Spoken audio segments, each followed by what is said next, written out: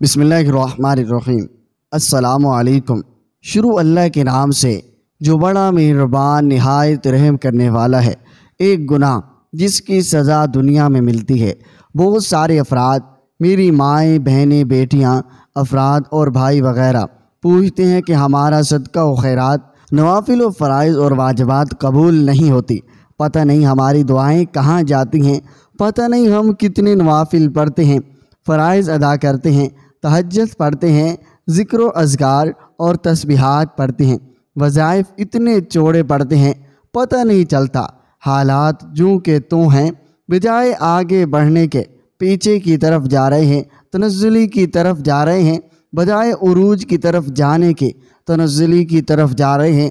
آج آپ کے سامنے ایک ایسا گناہ رکھتا ہوں جس گناہ کی سزا آخرت میں اللہ تعالیٰ ضرور دیں گے، لیکن ان کی سزا اللہ تعالیٰ دنیا میں مرنے سے پہلے دے دیتے ہیں۔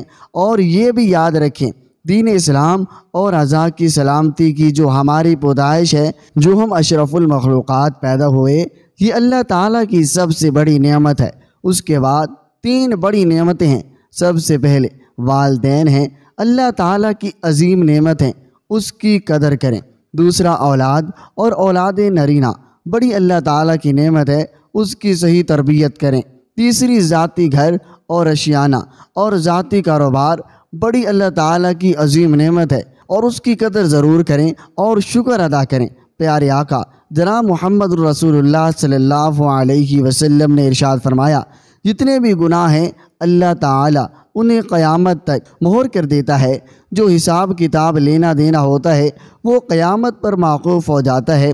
قیامت والے دن بندے سے پوچھا جائے گا، یہ گناہ کیوں کیا؟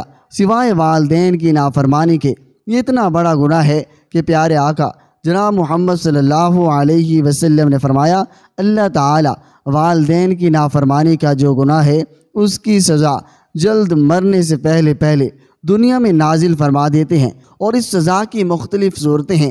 انسان کو اللہ تعالیٰ فکر و فاقہ میں مبتلا کر دیتے ہیں، انسان کو اللہ تعالیٰ مصائب اور مشکلات میں مبتلا کر دیتے ہیں۔ آپ غور و فکر کریں، آپ والدین کے نافرمان تو نہیں ہیں۔ پہلے تو بتایا تھا کہ 3 گناہ ایسے ہیں جن کے نہ فرض قبول ہیں نہ نوافل قبول ہیں۔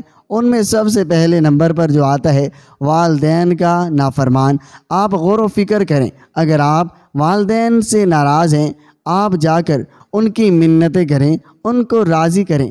آپ ایسے ہی چل بسے ہیں اور ناراض تھے تو کثرت کے ساتھ استغفار، فرائض، نوافل اور قرآن پاک کی تلاوت کر کے ان کو ایصال ثواب کریں۔ انشاءاللہ اللہ تعالیٰ آپ پر رحم فرما دیں گے۔ اللہ تعالیٰ آپ کو پکڑیں گے نہیں، اللہ تعالیٰ آپ سے راضی ہو جائیں گے۔ اگر آپ کے والدین زندہ ہیں تو ان کو راضی کریں، اگر چل بسے ہیں تو زیادہ سے زیادہ ان کے لیے قرآن پاک، نوافل تلاوت اور ذکر و عبادت کر کے ان کو ایصال ثواب کریں، تاکہ آپ مشکلات، مصائب، پریشانیوں اور تکلیفوں میں یوں الجھے آپ کی زندگی نہ بیت جائے اور ہمیشہ آپ پریشان رہیں، دکھ اور مصیبتوں میں رہیں۔ اپنے والدین کی قدر کریں اور ان کو راضی کریں۔ اگر چل بسے ہیں تو پھر ذکر، تلاوت، تسبیحات پڑھ کر ان کو زیادہ سے زیادہ ایصال ثواب کریں۔ آمین یا رب العالمین۔